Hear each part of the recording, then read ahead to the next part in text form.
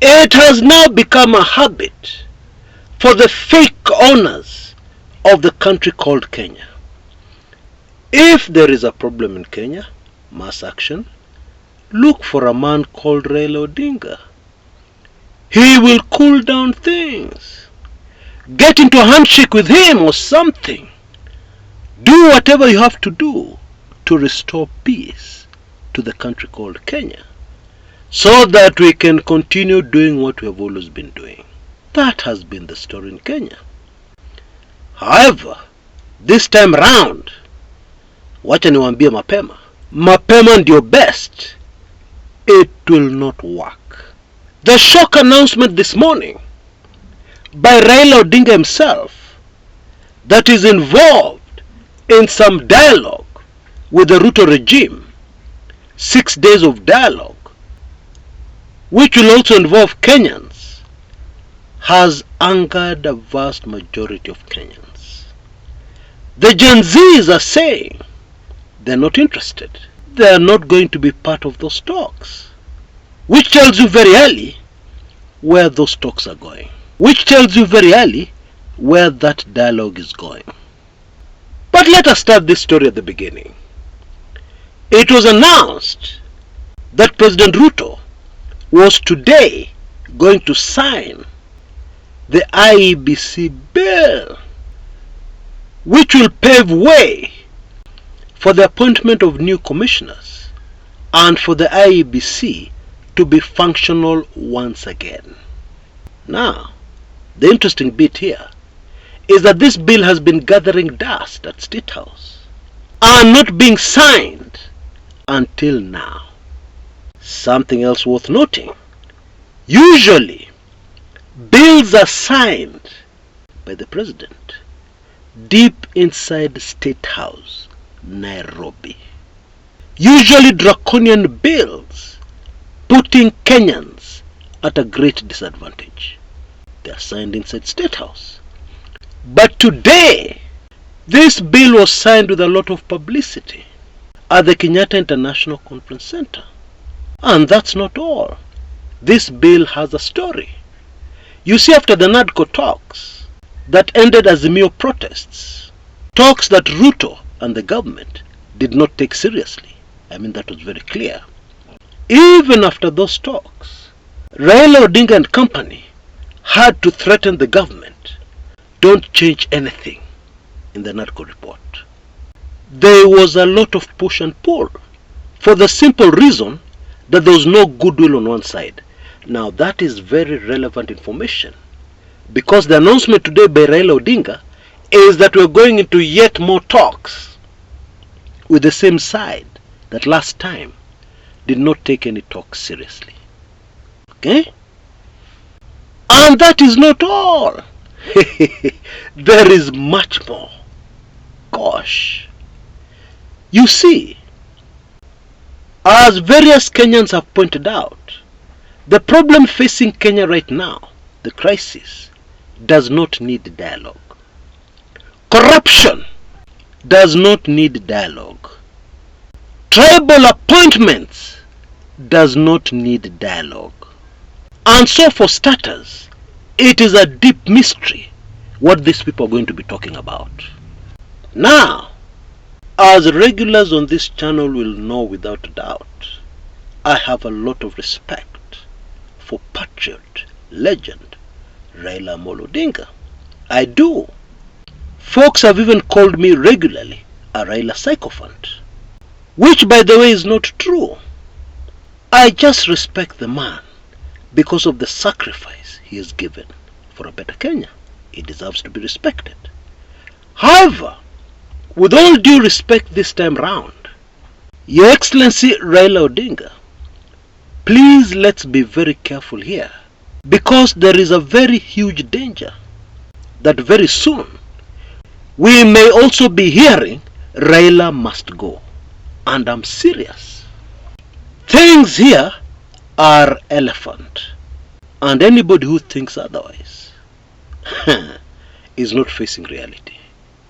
Now, this national dialogue talks that yielded the IEBC Act that was being signed today by Ruto, in my opinion, and I believe in the opinion of a vast majority of Kenyans, is a very separate issue from the ongoing crisis in Kenya. And so in my opinion, Azimio would have met with Ruto as he signed this thing into law, and the story should have ended there. However, somebody decided that it was a bright idea to also use the opportunity to announce the National Multisectoral Forum talks, Ruto's baby. Yeah. And now that has spoiled everything, because even this IEBC bill that was very expensive, you remember Kenyans lost their lives during those Raila demonstrations that led to the NADCO talks and that have led to this bill being passed. Although it had gathered dust at State House, showing the reluctance of the president to sign it, still it got signed and now it's law. That Azimio achievement has completely been drowned by what Raila said after the signing about this dialogue. And you know, it's not just the Gen Zs who don't want this dialogue and who don't want anything to do with this dialogue. Eugene Wamalwa, a key member of Azimio, is not boarding. One of my heroes from the second liberation, whom Kenyans have forgotten, Gitobu Imanyara, warned that this is not the direction to go. Raila's running mate in the last election, a member of the winning team, the real winning team, has called this dialogue a trap. It's a trap. But I'm sure many Kenyans know exactly what Martha Karua means. And within these few hours after that announcement, many other Kenyans have come out and said no. What?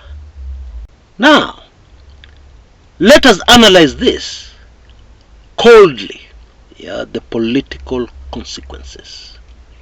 I can't help but feel that there will be political casualties from the events of today.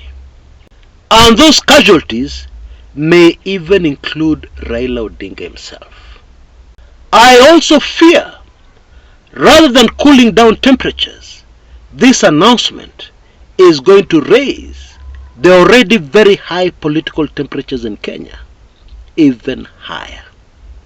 Unfortunately, that is what it looks like. If there is a problem in Kenya, look for a man called Raila Odinga, and the temperatures will cool down magically. It worked in 2007, it worked in 2017, it worked recently with the Azimio protests, and so surely some people think it must work this time around. Wrong. What these people are facing this time from angry Kenyans is different. This is a different animal. For sure, it is a very different animal. In my opinion, the government can do itself a great favor if it stops for a minute, and changes direction completely from thinking that the Gen Zs are not very smart, from thinking that Kenyans can be fooled again and again, times without number. That realization can really help them, because it is highly likely that somebody somewhere thought that once this National Multisectoral Forum talks are announced, dialogue, whatever, then the Gen Zs will be forced to identify their leaders. And actually there is a very high likelihood that this is the main objective here. However, clearly the Gen Zs are smarter than that. Although in a way I can understand why it is so difficult for some people in government to imagine that there can be Kenyans out there, even young ones, who are selfless, who are not interested in sitting at a high table and being recognized. Because we all know the characters we have in government are very selfish, self-centered people who only think about themselves and the position of their seat at the high table and their position in the pecking order. That's all. And so you can imagine putting yourself in such shoes. You would never imagine that there's somebody else somewhere who those things don't matter to. That there's somebody else somewhere who is thinking about the long-term good of all Kenyans and not just themselves. It may be very difficult to believe that the Kenyans, somewhere in our beautiful republic, who are willing to pay the ultimate price for a better Kenya. That may be very difficult to believe. And yet, since this Gen Z thing started, we have seen heroism after heroism. We have seen clear signs that such people, as rare as we think they may be, actually exist in Kenya. This reality has been staring at us in the face. And yet, still, there are some people who are refusing to see it. They're refusing. They're seeing it and they're saying, no, what I'm seeing is not there. It is fiction. It is imaginary. It is a ghost. Well, wake up and smell the coffee. Please wake up and open your eyes to see the reality. But of course, the saddest thing of all is that a man like Raila Odinga could be involved in something like this. That is what is eating so many Kenyans all over the country right now, as they very desperately try to digest the events of this morning. But clearly, chances are very high digesting those events will be a challenge, and the most likely outcome will be constipation. But for now, we have to wait for Monday the 15th July 2024 for this process to start, and for us to even begin to understand what the structure of these talks will exactly look like. But even before then, we have Thursday, and of course Thursday is very unpredictable, especially based on what happened today. Today was a very quiet day. Many Kenyans stayed away from work. Another wasted working day. Yeah? And now Thursday is beckoning. And after that, Monday the 15th. Well, at least nobody can say politics in Kenya currently is boring. Nobody can say that. And so, let us wait and see. Now, once again, I'd like to say thank you to all those who are supporting the current Kumekucha gifting season. Asanteni sana na mbarikiwe sana. I have made a lot of effort to individually thank each and every one of them. And I will continue to do the same. All for a better Kenya. A better Kenya against all odds. Even against the odds of the very latest developments we have discussed on my show today. You can see details on your screens right now. Those details are repeated in the description area below this video on YouTube and also in the comments area. And for those who are still on the way, thank you very much in advance for your sacrifice. And even those who have already done something, it will go a very long way in supporting me and the work I do, and my purpose and the work I do on this channel. Asanteni sana na mbarikiwe sana. Until next time, this is Chris Kumekucha.